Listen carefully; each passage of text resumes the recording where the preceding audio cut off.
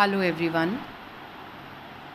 Continuing from where we left off yesterday, let us today look at the themes that we can find in the sonnet Let Me Not to the Marriage of True Minds by William Shakespeare.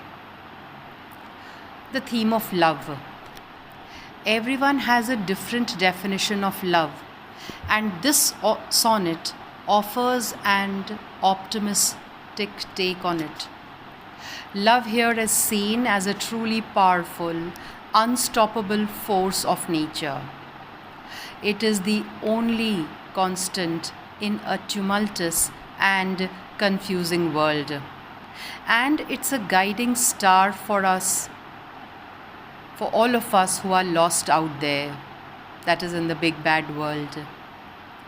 This idealized view of love is timeless and still relevant to culture in our fast-moving 21st century world.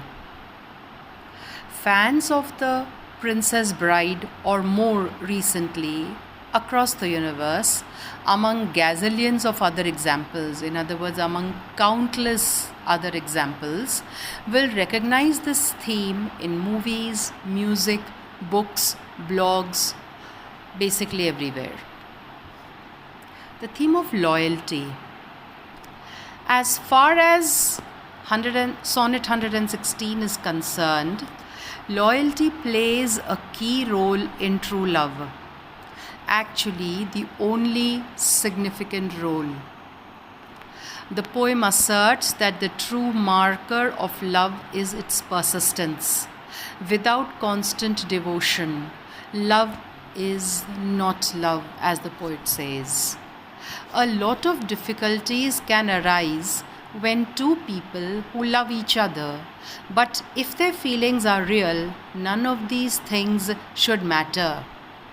In the ideal world of the poem, true lovers always forgive each other and stay together regardless of the circumstances. The theme of mortality. Mortality in this poem, if not anywhere else, is a non-issue. While time is usually seen as a force of destruction, which wreaks havoc with basically everything we mere mortals do, it does not have an impact on the true power of love in this poem.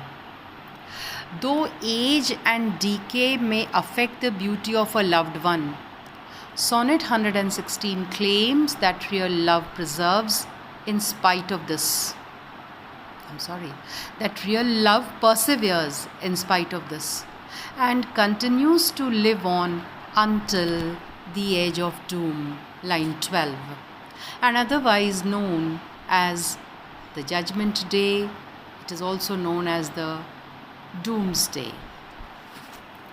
The theme of literature and writing. We see the problem in logic presented at the end of this poem.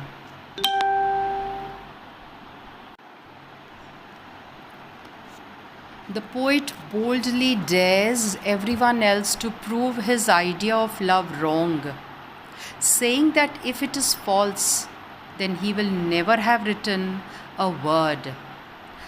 The problem is he puts this challenge in writing. Clearly, we cannot possibly deny that he wrote anything, since the poem is right there on the page to prove it, and always will be. In other words, his writings will live on for almost ever. Confusing, we know that, and also very clever. He is basically ensuring that nobody can actually step up to the plate and challenge him. By using his own body of work as proof, that is all that he has ever written collectively, body of work, the poet makes it impossible for naysayers to claim that he is wrong about love. In other words, nobody can refute what he says or deny it. This also does an interesting thing for poetry itself.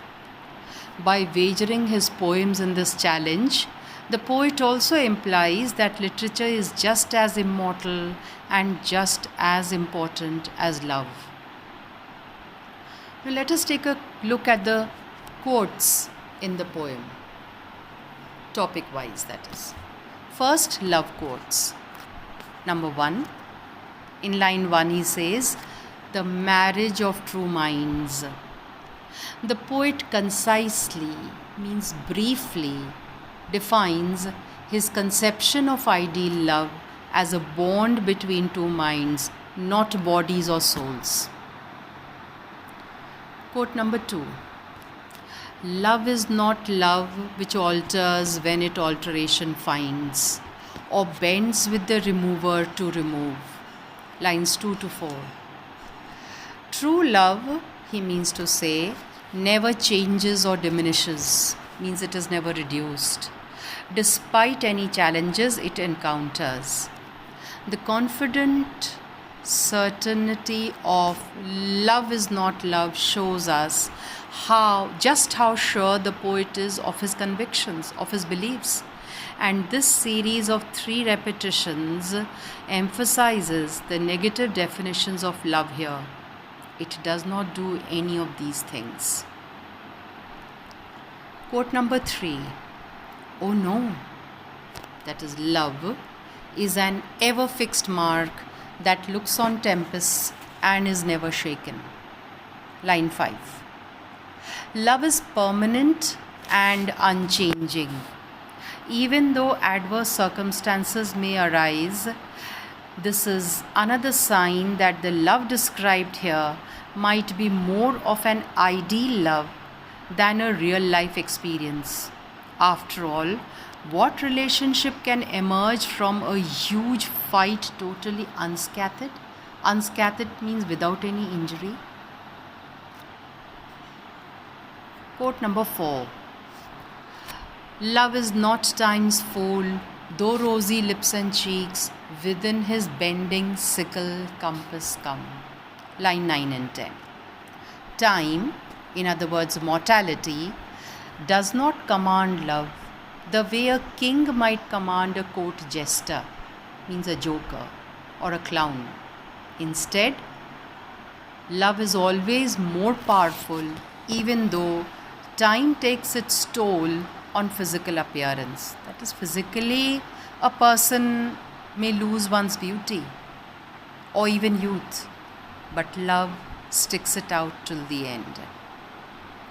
Quote number 5. "Love alters not with his or time's brief hours and weeks, but bears it out even to the edge of doom." Line 11 and 12. Again, the poet reiterates, means repeats, that the passing of time does not change love, which is eternal.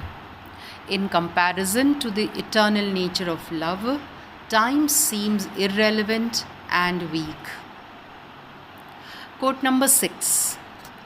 "If this be error, and upon me proved, I never writ, nor no man ever loved." These are lines 13 and 14, that is the last couplet of the poem. If we turn this statement backwards, we see that the fact that people have loved before proves that the poet's view of love is right. In other words, however long people may have existed in this world, love has always been there.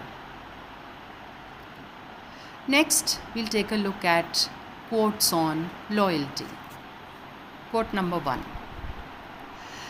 "Love is not love which alters when it alteration finds, or bends with the remover to remove." These are lines 2 to 4. People who really love each other always will, even if one or both partners change, or if someone tries to come between them, remain loyal to each other. Quote number 2. "Oh no, love is an ever fixed mark that looks on tempests and is never shaken." This is line 5.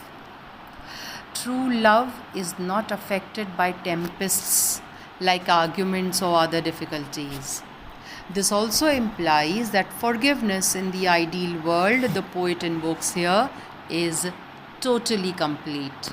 In other words, whatever the other one may do, true love will accept him or her and continue loving him or her for that matter.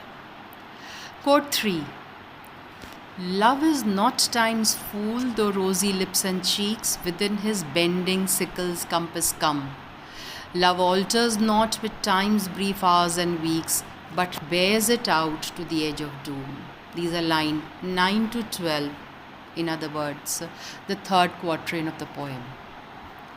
And he means to say, true lovers are eternally faithful to each other, perhaps even after death. The edge of doom mentioned here could either be seen as the end of an individual's life or the end of all life in this world or the next, referring to the Judgment Day. Next, we'll take a look at mortality quotes. Quote number 1. Love is not time's fool, though rosy lips and cheeks within his bending sickle's compass come. Love alters not with time's brief hours and weeks, but bears it out even to the end of doom. Line 9 to 12. Age and death have no bearing upon love. It's immortal and endures until the end of the world. Let us take a look at quotes on literature and writing. Quote number 1. If this be error and upon me proved, I never writ, nor no man ever loved. Lines 13 and 14. The poet's own body of work, the collection of all his works, serves as proof that his vision of love is the right one. That's it. With this we end with the analysis and meaning of the poem Let Me Not to the Marriage of True Minds by William Shakespeare. I hope you enjoyed these last 3-4 sessions. Goodbye for now.